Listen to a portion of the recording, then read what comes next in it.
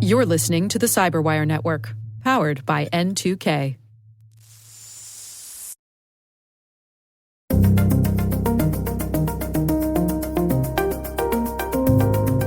There is this implicit trust, this core belief in everybody that I'm protected because I'm in my MS Teams, I'm in my Slack tenant.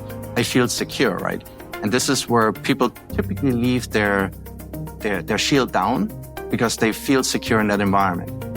Hello, everyone, and welcome to the CyberWire's Hacking Humans podcast, where each week we look behind the social engineering scams, phishing schemes, and criminal exploits that are making headlines and taking a heavy toll on organizations around the world. I'm Dave Bittner, and joining me is Joe Kerrigan from Harbor Labs and the Johns Hopkins University Information Security Institute. Hello, Joe. Hi, Dave. We got some good stories to share this week, and later in the show, Tobias Pischel, head of information and email security at Broadcom, talking about risks in chat applications.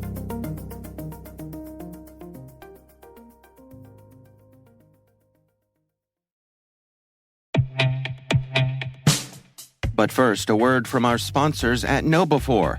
We're not talking conspiracy theory when we say it's all connected. When it comes to InfoSec tools, effective integrations can make or break your security stack. Though not as common, the same should be true for security awareness training. Not only does KnowBe4 deliver the world's largest library of security awareness training, but they also provide a way to integrate the various elements of your existing security stack to help you strengthen your organization's security culture. Stay with us, and in a few minutes, we'll hear from our sponsors at KnowBe4 about how you can integrate security awareness with your tech stack like never before.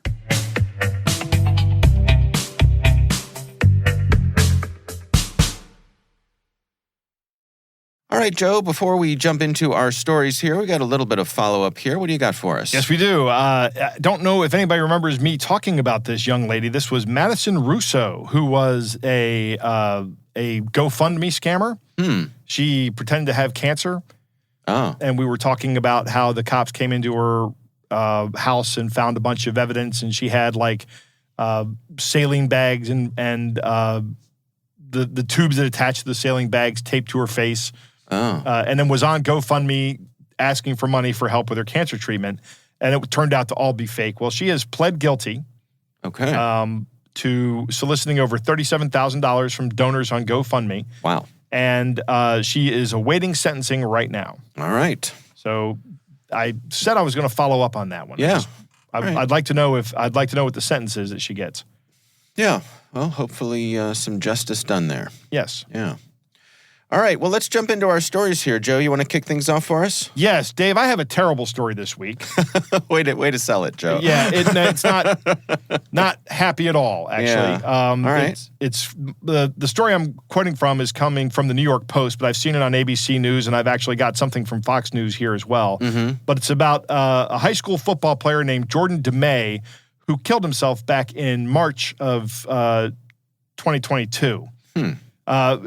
He was the victim of a sextortion scam, and we've mentioned that these things happen and people have been driven to suicide by these. Right. But he was scammed by Nigerians, 3 Nigerians who impersonated a young girl, and a girl his age, actually. Yeah. And convinced Jordan to send them compromising pictures of himself. Yeah. Right? Which is easy to do to a teenage boy. Right. Right? When they started immediately extorting money from him, he said, I have $300 of the $1,000 you want from me. And the guy said, well, you got to get more or I'm going to expose you and send this to everybody. And Jordan then said, you're driving me to kill myself. And this guy said, well, you better go do it because I will ruin you. Wow. Is what he said. And Jordan did wind up killing himself last year. So this was done on an Instagram account. So Meta, who owns Instagram, this is from the Fox News story. They had a statement that was released by Antigone Davis, who is the company's global head of safety. We want teens to have safe, positive experiences online, and we work to help prevent and stop criminals from targeting them with sextortion schemes. This includes cooperating with law enforcement to help protect vulnerable teens from these horrific crimes and bring their perpetrators to justice. In addition to the work we do to protect teens from sextortion, we also help fund the National Center for Missing and Exploited Children's Take It Down, which allows teens to stop the spread of their illegitimate images online. Okay, so I want to talk about Take It Down. That is from the National Center of Missing and Exploited Children. That is a great resource if you are the victim of a sextortion crime. Right. I don't know if it's only available to people who are underage, but you can say, here are the images I don't want circulated, and all the social media companies will say, okay, we're not going to circulate those anymore. Yeah. I don't know what the technology is behind it, if it's using simple hashes or using something like Microsoft's PhotoDNA technology. Yeah. I would guess it's probably using something like PhotoDNA. Okay. Because that's a better way to describe a picture as a, how to say it, like a hash. It's kind of like a hash, but it's not a hash. Yeah. Because very similar inputs will have very similar, if not the same, outputs. Which a hash, very similar inputs, but slightly different inputs will have vastly different hashes. Okay. Hash outputs. So that tool is out there for everybody to use. Part of me really wants to hold Meta accountable here, but they've done a lot. They've cooperated with law enforcement. And in fact, there is a justice.gov posting that came out recently back in May. Yeah. Saying that they have cooperated or worked with the Nigerian authorities, and they have 3 people in custody in this case. Oh. Which is good. Wow. One of them is Samuel Ogoshi, who is the one they allege communicated with Jordan. And was the one that goaded him into killing himself. These guys are up on some serious crimes. Ogoshi is charged with sexual exploitation and attempted sexual exploitation of a minor, resulting in death. They also charge all 3 men with conspiracy to sexually exploit minors. These guys are looking at a lot of prison time. Ogoshi, if he is extradited to the U.S., could face the rest of his life behind bars. Wow. Which is good, I think. I think he should face it. I hope he gets extradited. The Nigerian government hates this kind of stuff goes on in their country. They're really not pleased with it.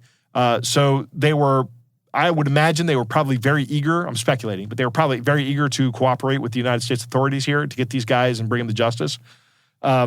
It's a sad case.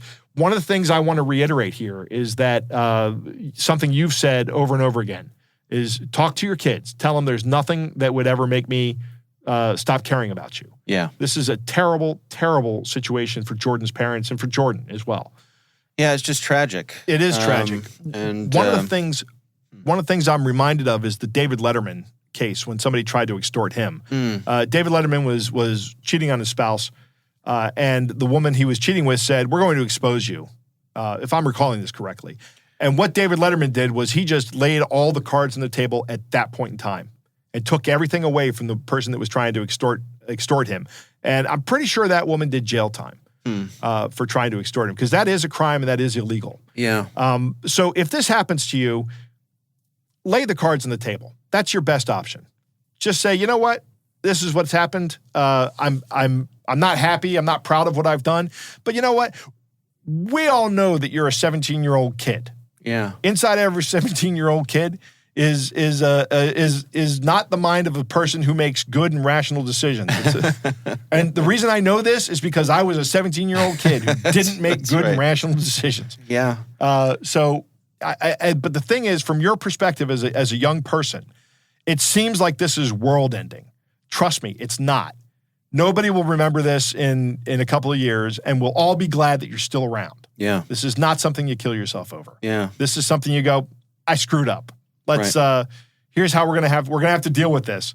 And I'm sure that 99% of the time the parents would rather have you come to them and tell them about it, more than 99% of the time. There is that rare outlier where it might be more dangerous to come forward, but that's going to be the outlier. That's going to be the exception and not the rule. Your parents are going to be much happier if you come forward and tell them what happened and tell them how upset and distressed you are about it. Yeah, and tell someone. I mean, even if you're not comfortable telling your folks, if you have someone at your church or at school, a counselor, a teacher, someone you trust, a best friend, anyone, you just can't keep it bottled up inside. So even just sharing it with someone will help. Yeah, dealing with these things on your own is emotionally exhausting. Yeah. And, understand I understand the feelings of shame that you made a mistake. Right. And particularly this kind of mistake is particularly shamed in our society. But, people love you and they'll forgive you and you'll move on from it. Right. So. And we've got to move away from this kind of mistake being shamed. I mean, there have been stars who've had their accounts hacked and had their nudes leaked. Yeah. And it's that kind of thing. These people, they move on with their careers. They have been the victim of a crime. And that's what Jordan was here. Jordan was the victim of a crime. Right. It's not like Jordan wasn't doing something that his peers probably do every single day. Right. He was doing something that was normal. I guarantee you, Dave, as much as we don't want to admit this, as much as we as parents don't want to say this, I don't have teenage kids anymore, but I do. Yeah, I know. I'm gonna say this, and you might get mad at me, but there's a good chance that your kid is trading nudes with a friend. Yeah, I mean, my wife and I refer to the teenage brain as the vortex of chaos. Right. Oh, and that is an accurate description. And I think, it's right. And it's so easy for them to lose track of the rational thought. And, there are a few things that can lead you away from rational thought than that kind of, sexual, physical titillation. It just short circuits your rational thinking. And so, anybody who says they haven't been there is probably fooling themselves or lying to themselves or something. I'm going to tell you something I was told when I was in high school. Yeah. And my parents would say this, or my father in particular would say, this is supposed to be the best time of your life. Yeah. Because after you get out of high school, it's all work. Okay. Right? And I had a teacher in high school named Phil Campbell, who was a great teacher, fantastic teacher. He's since passed on. Yeah. But he was a good teacher, and he said, you know what? Your parents probably tell you this is the best time of your life. And it's not. It's one of the hardest, worst times of your life. Right. When you're an adult, all those hormones have leveled out and you think much more clearly. I remember middle school as being probably the worst time of my life. High school wasn't that much better. Okay. Right?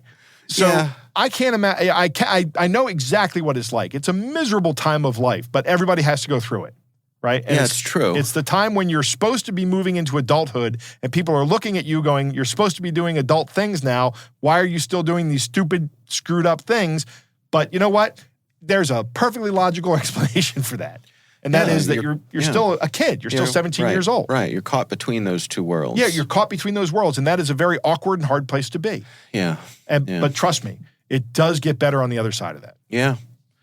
Well, I think your advice is good, particularly if you're a parent. Just be deliberate about this. Yes. Let your kids know that if anything like this happens, you're there for them, and that there's nothing so shameful that it's worth taking your life over. Yeah. There's always a way out. There is. So, all right. Well, we'll have a link to that story in the show notes for sure. My story is a little more blessedly run-of-the-mill, I guess, for today's show. Yeah. This is from the folks over at passwordmanager.com.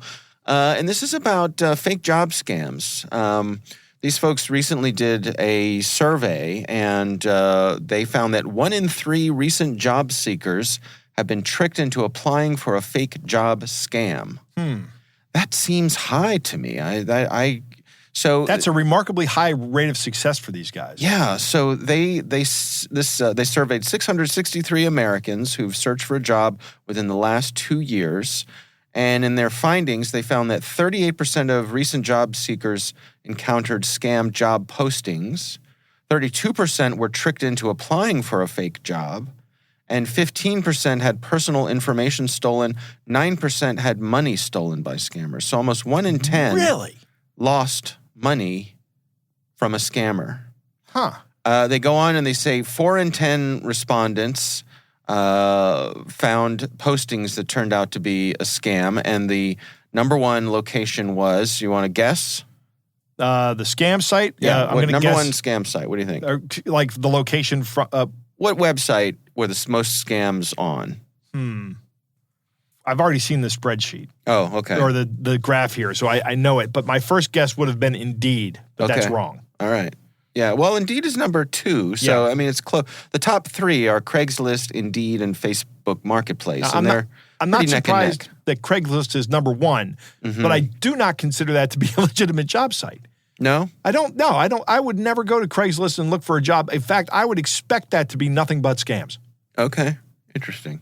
Don't you have to pay for a job listing on Craigslist? I don't know. You do. I've never made one. I've only sold and bought a couple things on Craigslist. Yeah. And every time I bought something on Craigslist, it felt really shady.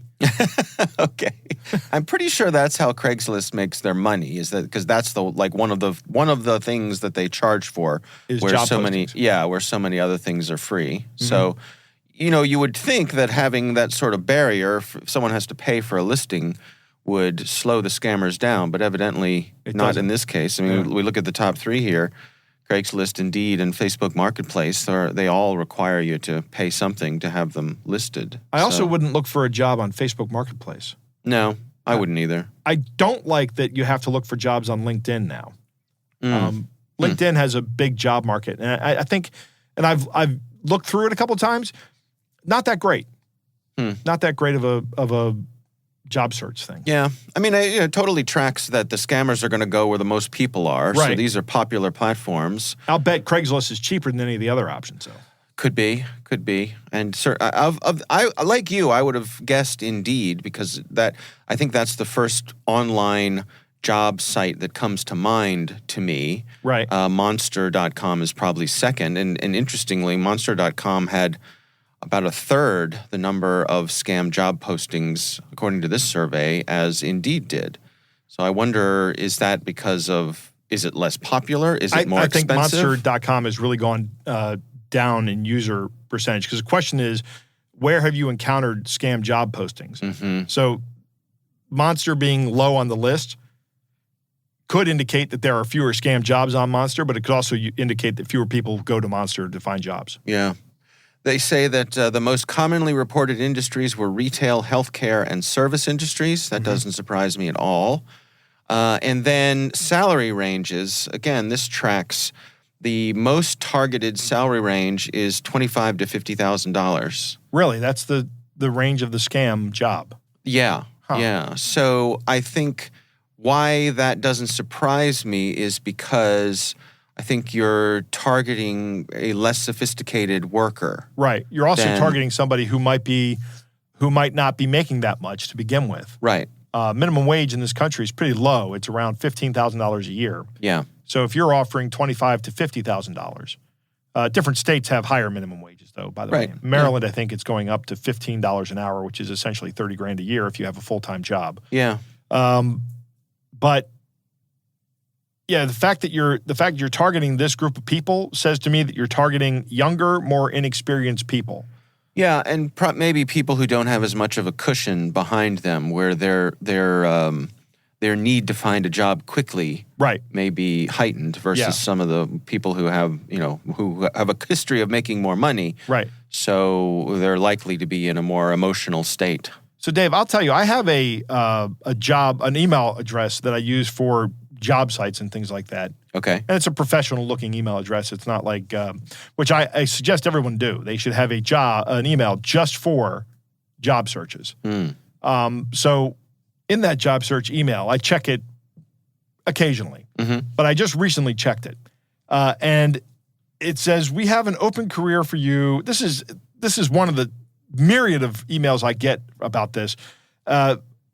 As the shipping and receiving manager at some company, Yeah. right?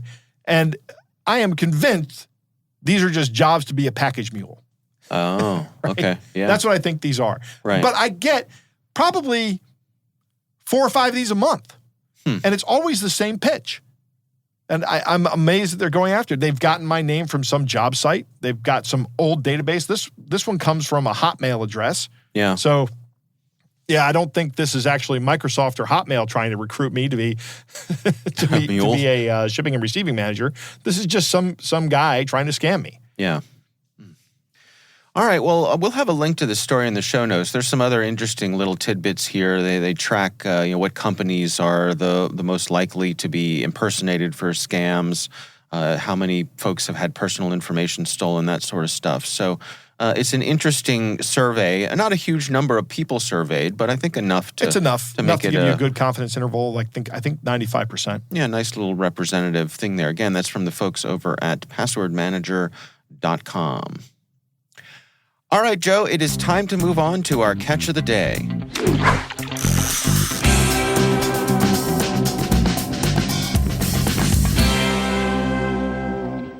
Dave, our catch of the day comes from Albert, who writes, "Hi, Dave and Joe. Not sure why I keep getting German phishing emails, but we don't have the time to go into this, but Albert did go back and forth with this person.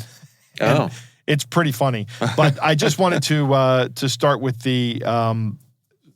just read the opening email that this person sent Albert. Okay. It says, "Hello, I am a Swedish philanthropist, anthropologist, and publisher. I am the founder of the Sigrid Rosing Trust, one of the largest philanthropic foundations of Great Britain, and owner of the Grant magazine and Grant books. I hear about people dying from COVID-19 every day, and the challenges everyone faces in these difficult times faces. And that's why I offered to accept these donations by distributing 5% of my wealth. This virus brought us friends, family, and it has brought many families to it, made me very sad in one way or another, so I have decided to help as little as possible." The world is facing an unprecedented challenge. Societies and economies around the world are facing this one challenge affected by the escalation of the COVID-19 pandemic. The world is coming together to fight the COVID-19 pandemic and brings governments, organizations from all industries, and individuals together to respond to this pandemic outbreak. The worldwide solidarity and support through this common challenge was phenomenal. I know that the World Health Organization is leading in coordinating efforts and supporting countries that prevent, detect, and respond to a pandemic. Everyone can now directly support the WHO coordinated response. Individuals and organizations contributing to the spread of the pandemic want to help and support the WHO and its partners can now donate through the COVID Solidarity I have done and would also like you to help some people as soon as you receive your donation. I don't have much to say about myself right now, but I'm very happy about it. So I want you, your family, and your friends are happy because I am happy to give the sum of €1,000 donate. I give your email from Google Inc. email list selected. Please note that this is my money and I give it to you. Around to verify this, check my Wikipedia. My donation of €1,000 may seem small to you, but I think it will do a lot to improve standards contribute. I would like you to provide the information, fill out below, and send me for documentation creation at the end of the report donation to your specified bank account. I look forward to it. Soon to see smiles in you and your family." Wow.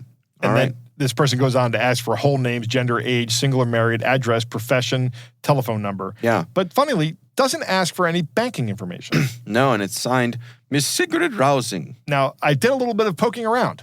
Yeah. Sigrid Rosing is a philanthropist from Sweden. Oh. A real person. So this person is obviously not Sigrid Rosing. My grandmother's name was Sigrid. Was it really? And she was Swedish. It's a very good name. I like names with G's in them. Okay, fair enough. I don't know why. So I've always thought that Ingrid was a beautiful name. Yeah. Gretchen. I know that a lot of people would disagree with me on this. I don't know why, but I found these Germanic names like Ingrid, Gretchen, Sigrid, Olga. Nothing wrong with that. I like them. Yeah. I also like names with V's. I don't know why. But I digress. As I often do. And today I've digressed in the most bizarre digression. Thank you, Albert, for sending this in.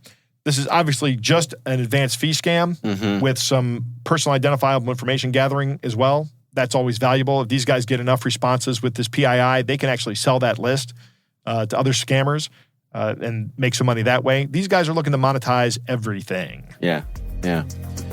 All right, well, we would love to hear from you. If there's something you'd like us to consider for the show, you can email us. It's hackinghumans@n2k.com.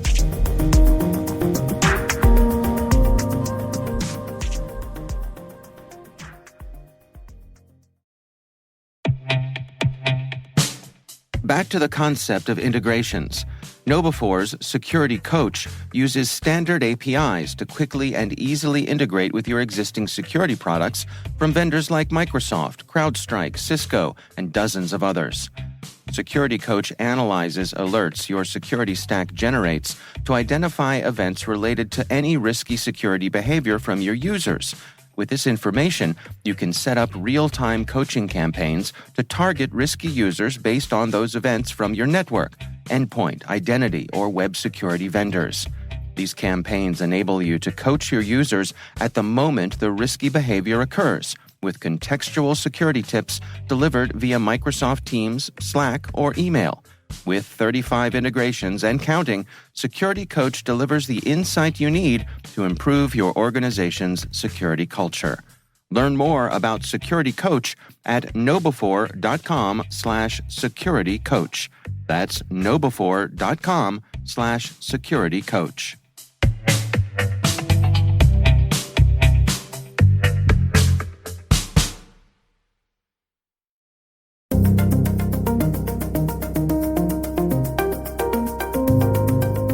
Joe, I recently had the pleasure of speaking with Tobias Pischel.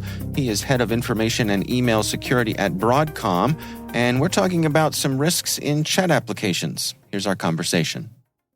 What we have to realize is email is dead to an extent where that story has been around for the last 20 years. And I think it really took off over the last decade or so now with the tools around collaboration for Slack, Teams, Google Chat, and so on, which makes it relatively easy to collaborate within an organization, to exchange information. And so we've seen, and some of the analyst firms out there have predicted some additional growth with some of the new platforms that are coming on, or additional expansions of these platforms. But we see definitely a strong adoptions in large enterprise organizations because of the flexibility that those tools give. They are even now starting to be used for some of the DevOps and some of the alerting and monitoring in organizations. So it becomes part of the broader ecosystem for an organization these days. And how are organizations approaching this from a security point of view? Are people understanding the potential risk here? Partially, I would say. I think it really comes back to security has been for the better half of the decade an afterthought. When you think it through, who is choosing those kind of platforms? Who is choosing in an organization what to use in terms of, let's say, Teams, Slack, and so on? It always comes back to those are being great collaboration tools. Those are being used by kind of the workplace teams, the IT teams that make the decision on this. And security is literally the aftermath and the afterthought. So what has to happen there is the shift that to bring in the security teams early on and to really have a mindset change to actually have a threat model for those applications, because they're offering the same capabilities when it comes to attacks as, let's say, a classic email system would be. But then again, because of the nature of collaboration and productivity, security is not the decision maker in the criteria or in the selection process. Yeah, I think about, our own use of this here at CyberWire, and I guess it doesn't really cross my mind that is this communication encrypted? Who can see it? If I have a private message between myself and one of my colleagues, can my boss read it? Can IT read it?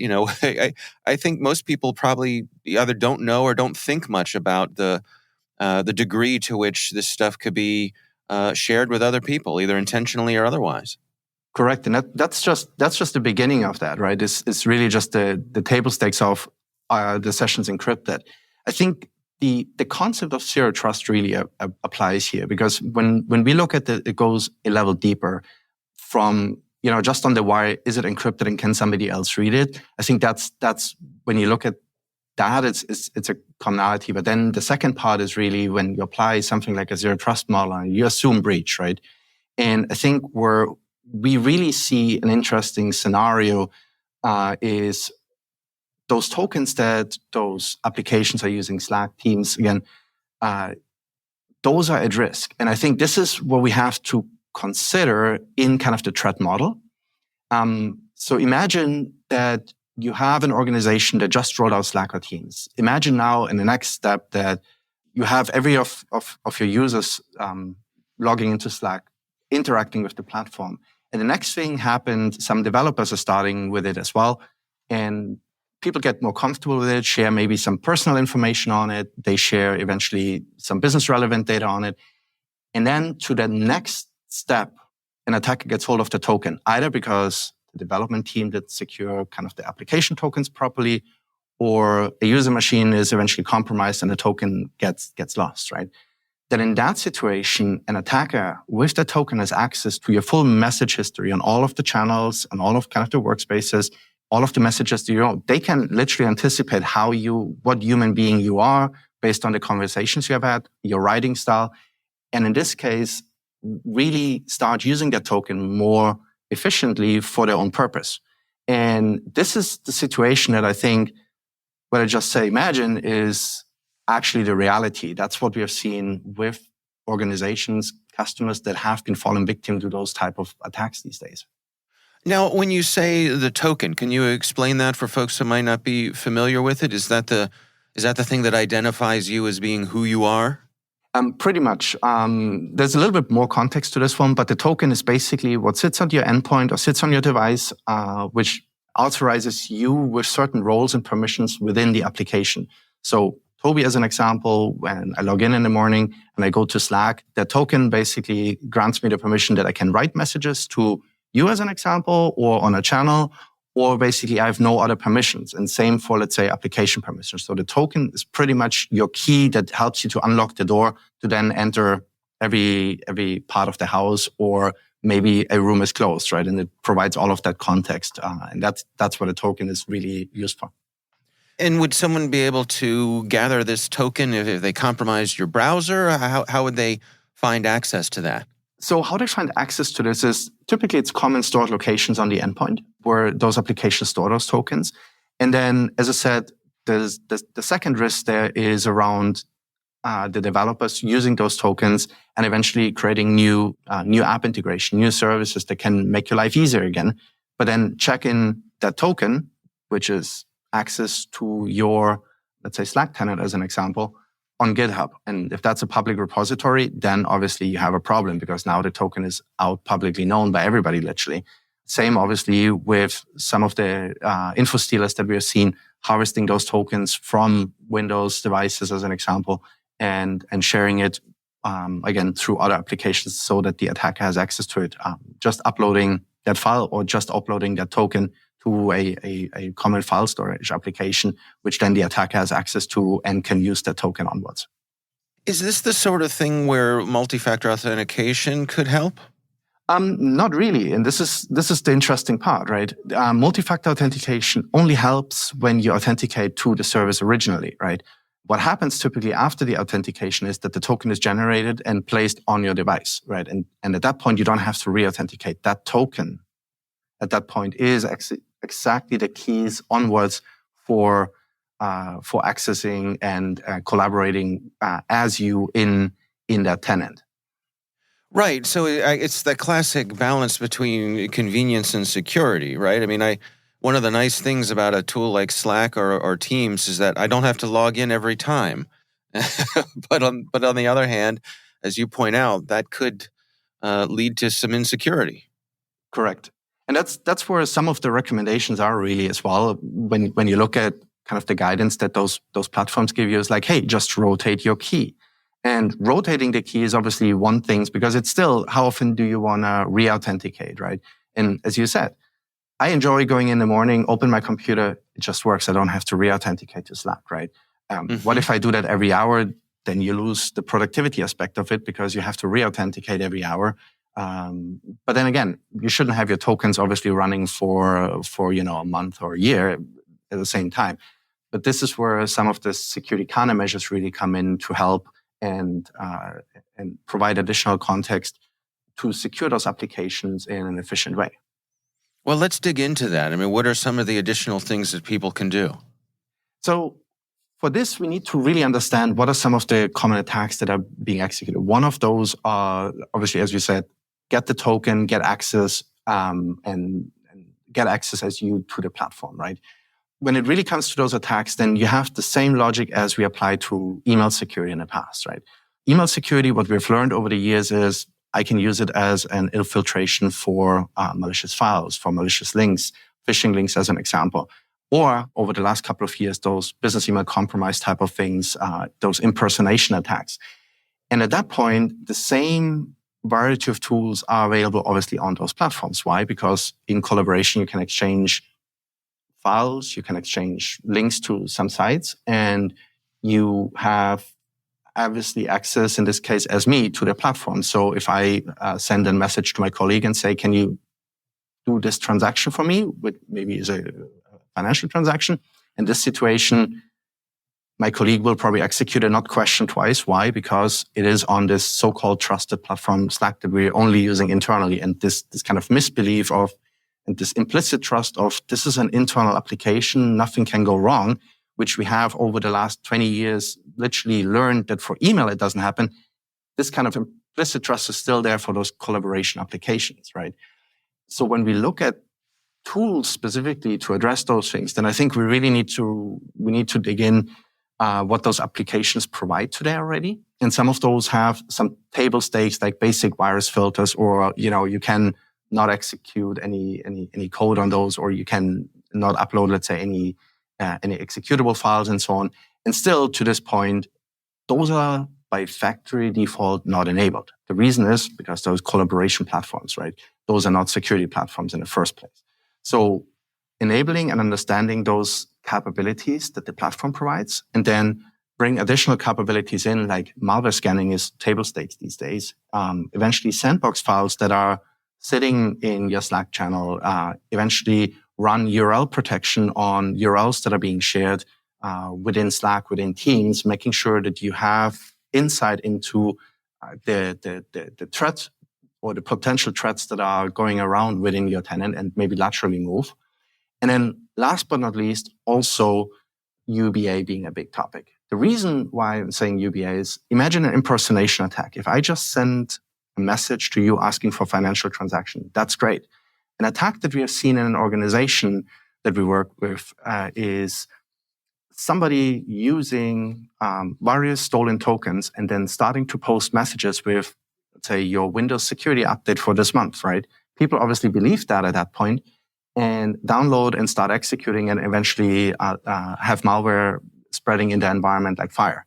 At the same time, having the controls that, let's say, UBA can provide, the visibility into how many messages does Toby really post on a given day or maybe on a Friday afternoon, then in that situation, you have the visibility that there's an abnormality that can help address, in this case, those type of situations where impersonation attacks or malware is being spread across the organization from an outsider attack.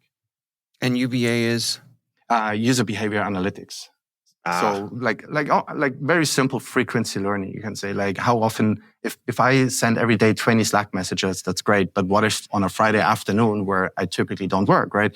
Then in that situation, I have 1,000 messages that are being generated. And that's an abnormality that eventually helps to identify those situations and then address those situations. Right. Or suddenly I'm logging in from Eastern Europe somewhere where I've never been before, right? Yeah. I think your point is really excellent in that there's a sense of trust with these apps. In other words, if I get a request from a colleague or my boss, if that comes through on email, so much of the training that we've gotten says that we need to be careful with that. We need to scrutinize that, really check the details before we take action. But I don't think we have a similar skepticism when it comes to these sorts of collaboration tools. Exactly. As I mentioned, there is this implicit trust, this core belief in everybody that I'm protected because I'm in my MS Teams, I'm in my Slack tenant.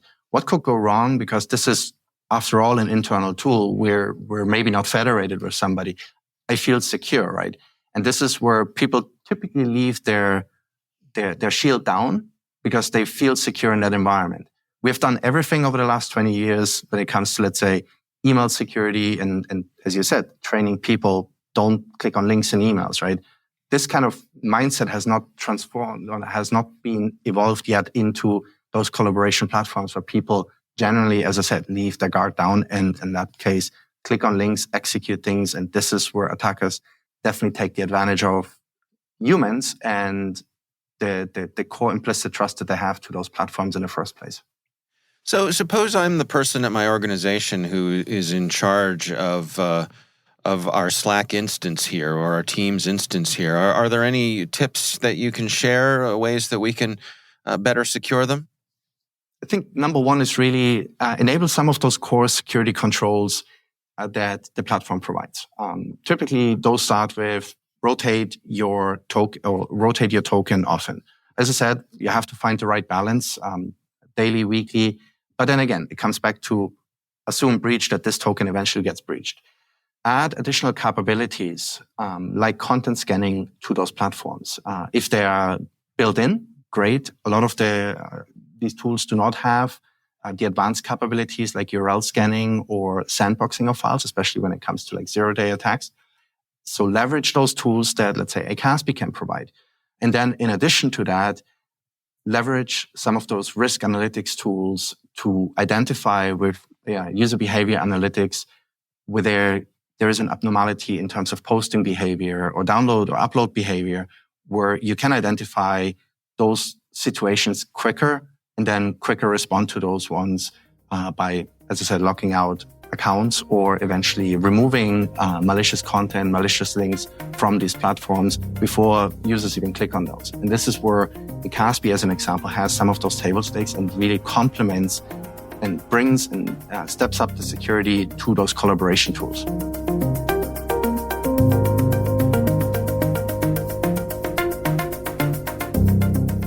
Joe, what do you think? Dave, I've said it before. I'll say it again. Email is terrible. Chat apps are better. But there's some caveats with that. Okay. I'll tell you why email is terrible. It's because anybody can put anything into your inbox. They don't have to be on your system. They don't have to gain access to your system to be able to send you an email. Right. Whereas with Slack, somebody has to be invited to the channel or the server or whatever it is. Same with Discord. Same with whatever chat app you use. Somebody has to be connected to you in order to do that. Right. That does leave you with some more vulnerability in that you're just going to assume that it's safer, right? And Tobias talks about that here. You know, when I first started working with instant messaging clients, the very first one I was on was AOL Instant Messenger. Do you remember AOL Instant Messenger? Yeah, absolutely. I thought that was a fantastic technology when it came. Yeah. And we actually used it at work. Yeah. And we used it at work until our IT security company, our security team said, no, we're blocking that because it's a vector for viruses and things, and people can send you files. And we were using it for sending messages. I don't think we used it to send files back and forth. That would have been silly because we knew that everything went up to AOL at the time. Right. So we just used communication. Also, it was kind of unencrypted. It was not really secure. Yeah. But it did make things work well. So when they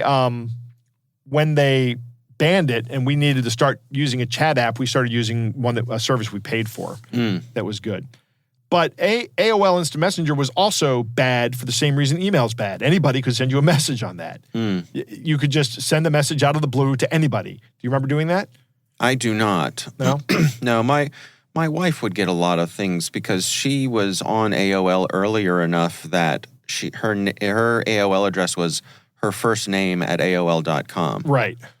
So it was easy to, people just put a list of names in. And right. So she'd get all kinds of stuff. They wind up getting it. Yeah. Getting a hold of her. Yeah. People are only partially getting the security risks here. Well, it seems like security is an afterthought, according to Tobias. Yeah. Which is correct. People should be involving their security teams early in the process. If you're going to go with a chat application, whether it's Teams, whether it's the Google Chat application or Slack or whatever, your security team should be involved from the beginning. And how you manage it should be secure. That's very important.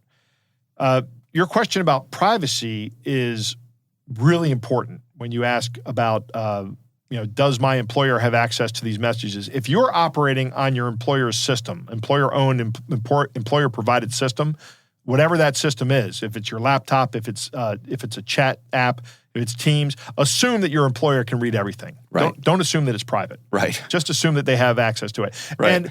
And the reason you assume that is because they may actually be legally required to have access to that thing. Right. Could be a compliance thing. It may be compliance, like with Sarbanes-Oxley. They may have to comply with that regulation by recording all of your messages in plain text in some server. Right. So don't ever assume that your employer's system is private for you to use to talk to people about personal matters. Right. Unless you're okay with that. Or talk bad about the boss. Right. Or talk bad about the boss. Yeah. Don't do that on corporate systems either. Yeah. Probably best not to do that anyway. Right. Tobias spends a lot of time talking about these tokens, these authentication tokens. Yeah. And it's interesting that the multi-factor authentication cannot help you if your authentication tokens are stolen. Mm-hmm. And the reason for that is multi-factor authentication is there to help you establish the session where you get the token. Right. But once you have that token, the assumption is you're authenticated. Mm-hmm. So you're in the workflow beyond the multi-factor authentication step. Mm-hmm. Immediately upon hearing this problem, I came up with a bunch of different little solutions that would make it easier. But I'm not going to go into that right now. It seems like I'm getting lost in the weeds like I frequently do whenever there's a technical problem. We should start a second feed called The Weeds with Joe. Weed whacking with Joe. And it's just me where I pontificate about silly ideas for things. Oh, just a free verse, exploration of your mind. Right. Stream of consciousness. Yeah. Everybody would love to hear that. Suddenly everybody finds out how much I like chickens. These tokens are what attackers are going to go after, especially if you start using multi-factor authentication. Because if I can get the token, I'm going to be able to impersonate you on a much more authentic level. Right. But those tokens do need to be breached somehow with the installation of malware or with the inadvertent disclosure. And there's a number of ways you can protect against that. We all understand that compromise of a collaboration app would be a very bad thing, but this is where your policies are really going to come in handy, right? It doesn't matter that your boss is on Slack telling you that you need to send $10,000 to somebody. That's not how we do business. Right.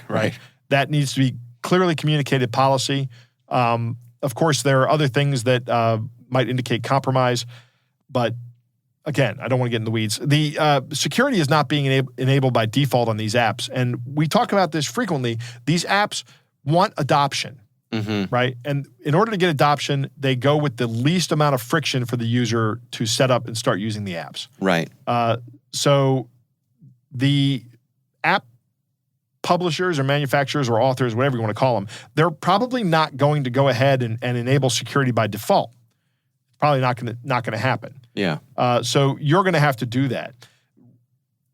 Behavior analytics is great, I think, but it still requires that somebody be sending malicious messages to violate the behavior analytics, right? So in other words, in the example that you and Tobias talked about was the I'm not there on Friday, but on Friday I start sending 1,000 messages. Okay, something's up. Okay, but I still have to send 1,000 messages for that to set off a flag. Right. But now I can catch it sooner. Yeah, and it could also be, I'm logging in from the Virgin Islands where I've never been before or something, That should be something that just ends the session, I think. Right. A couple of good suggestions: rotate the content, or rotate these tokens. Rotate these tokens frequently. That way, if somebody does steal a token, it's only good for a certain amount of time. Time is your enemy when you're talking about breaches. Anything you can do to cost the attacker time is good. And add content scanning, which I think should be enabled on everything by default. You don't just trust anything that anybody sends you, even if it's on one of these systems you believe to be closed. Yeah. Scan the content. All right. Well, again, our thanks to Tobias Pischel for joining us. He is head of information and email security at Broadcom, and we do appreciate him taking the time.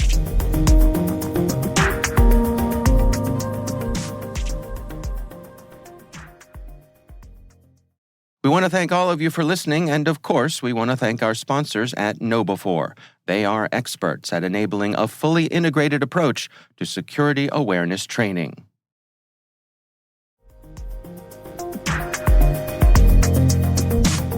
That is our show. We want to thank all of you for listening.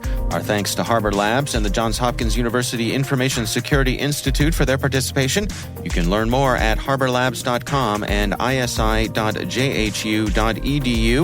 We'd love to know what you think of this podcast. You can email us at hackinghumans@n2k.com. Your feedback helps us ensure we're delivering the information and insights that help keep you a step ahead in the rapidly changing world of cybersecurity. N2K Strategic Workforce Intelligence optimizes the value of your biggest investment, your people. We make you smarter about your team while making your team smarter. Learn more at n2k.com. Our senior producer is Jennifer Iben. This show is edited by Elliot Peltzman. Our executive editor is Peter Kilpie. I'm Dave Bittner. And I'm Joe Kerrigan. Thanks for listening.